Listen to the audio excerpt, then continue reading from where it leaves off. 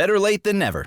Real quick before we get to the video, I wanted to give an update. Here's the timestamp for the review if you want to jump straight to it. I've been hard at work on a video about the history and the future of the Mary Sue character type and the problems that it has and still does create in Hollywood. Despite awful viewership and fan uproar, the studios keep pumping out this content. And while I'm not the first person to bring up the Mary Sue character type, I think it's still worth talking about. This will be my longest video to date. It is proving to be challenging, however, and it is putting a lot of demands on my time. I wanted to take a quick moment to let the audience know why I haven't made a video in a while, and more importantly, why this review took so long to come out. I like making more comprehensive videos where my points could be fleshed out and deeper, but since I write, record, and edit my own videos, and even create my own graphics and my own thumbnails, it takes a bit for these videos to get made. What I mean to say is, thanks for the patience. Truthfully, it took me 5 tries to get this script written because I just didn't know how to properly review this show. But I finally wrote something that I think sums up how I feel in a small enough package to be watchable for most audiences. So here's the review of Ahsoka, Season 1. I said in a video before the show was released that Disney better not screw up the last thing that there is left to screw up, or I'd be done with Disney Star Wars. So how did they do? And am I going to be changing my channel from being a Star Wars channel to being a movie channel? Well, I will tell you one thing. I promise to be fair in my assessments by putting away both my Disney hatred and my overly forgiving Star Wars fan feelings. Let's break this video down into 2 short parts, and let's talk about what Ahsoka is and what it isn't. Spoiler alert, by the way.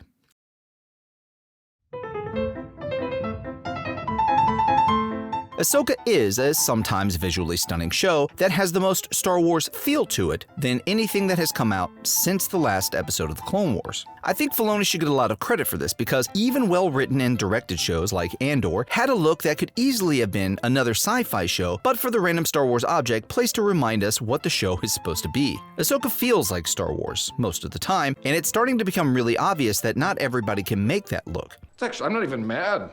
That's amazing. Ahsoka is also great at fan service by bringing us characters that we, as fans, want to see and doing it in interesting ways so that most of these appearances will matter to the show's overall story when the story is finally revealed. I'm now more certain than ever that Anakin is the father of the Mortis gods and that Ahsoka will be the daughter. I know that some people had a problem with this episode because it was deliberately meant as a shining object dangling in front of our faces to distract people into thinking that the show is better than it is. Stick, stupid! But Filoni is better at Easter eggs than most because he laces many of them with plot and story development. All in all, I loved this episode, and this show's overall performance didn't take that away from me.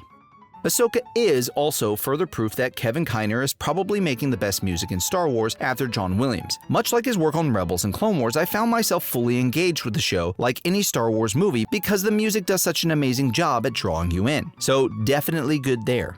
Ahsoka is also interesting in that it gave us 2 new characters that have an intriguing story that I genuinely want to know more about. Baylan Skoll and Shin Hati are some of the most Star Wars characters we've seen since Kanan and Ezra were introduced. What can I say? I like the way you're put together. Ahsoka is also very good at bringing some of the Rebels characters to the big screen. Hera, Chopper, and Ezra were an absolute joy to see portrayed by people that actually seemingly did their homework. Ezra is one of my favorite Star Wars characters of all time, and I wanted to see him be perfect on screen. Well, they nailed it. I think that no matter what I'm about to say next, I can say with full confidence that some of the characters, the music, and the amazing moments with Hayden Christensen are aspects of the show that I will enjoy no matter how I feel about it overall. Wait for it. Wait for it. Ahsoka isn't a show that needs to be watched. You know that kind of show that I'm talking about. The show that at the end of the episode has a cliffhanger that demands you return next week for the next installment. This show is not that at all. Only 1 episode left me needing to come back, and that was this one. Outside of that, this show was not begging to be watched week to week, and that's problematic to say the least. Wah, wah, wah. Ahsoka isn't great at portraying and developing most of its characters. Morgan Elsbeth is boring, Thrawn kinda seems incompetent, Sabine is insufferable, and Ahsoka herself is hard-edged, condescending, and stiff. These characters are the bulk of the show, and they are not interesting to watch at all. I never found myself wanting to know more about them, and that's a problem for a show that's hoping to have multiple seasons. Money! way!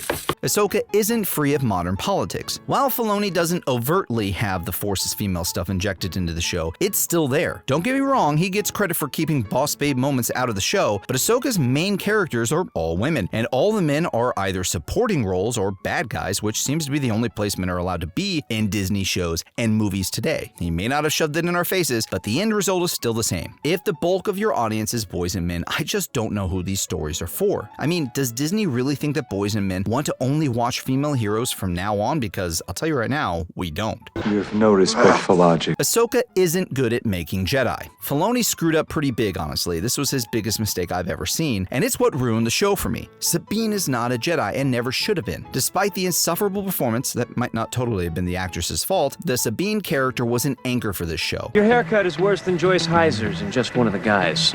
Thank you and good night. While I knew that at some point Sabine was going to be using the Force, I kept on hoping that Filoni wouldn't do it for the ramifications it would have for the lore. I don't want to get into it now because it would make this video 10 more minutes long, and that's actually one of the reasons why it took 5 tries to write this, because I kept going off on these long rants about the Force and how Sabine being a Jedi just doesn't work. Maybe one day I'll make a video laying out all the points.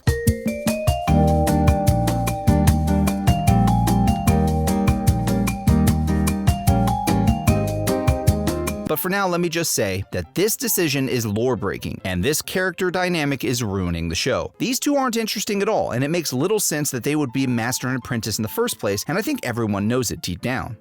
Ahsoka isn't a good show, but it also isn't ruining Star Wars any more than it already is. No matter how good some of the show is, its overall performance is actually pretty bad. Considering how good Rebels and Clone Wars is, I'm kind of shocked that this show is made so poorly. Why does everything always have to suck? I think that there's a lot of potential here, but the two main characters are hard as shit to watch, and that's gonna keep being a problem. If this show gets picked up for another season, which would be lucky to begin with, Luck is for dudes! Filoni has a seriously long road ahead of him to make this a watchable show. I do want to say, however, that for a man that brought us Clone Wars and Rebels and Tales of the Jedi, something seems kind of forced about this show, as if someone told Filoni that Sabine was going to be the next Jedi and that he would have to write his way around it. In the end, I don't think it really matters, but I did want to give enough grace to Filoni to mention that I don't think it was all his idea. Either way, it's not a good show, and while it didn't ruin Star Wars any more than it's already ruined, I got pretty close to shifting my channel away from Star Wars content. I'm not done yet, but this has got to be the thinnest device that they're walking on, because if I'm looking to leave, then most people already have. I'm willing to give Filoni another chance because of what he's done for Star Wars in the last 2 decades, but this show is overall not good. If I were putting a number on it,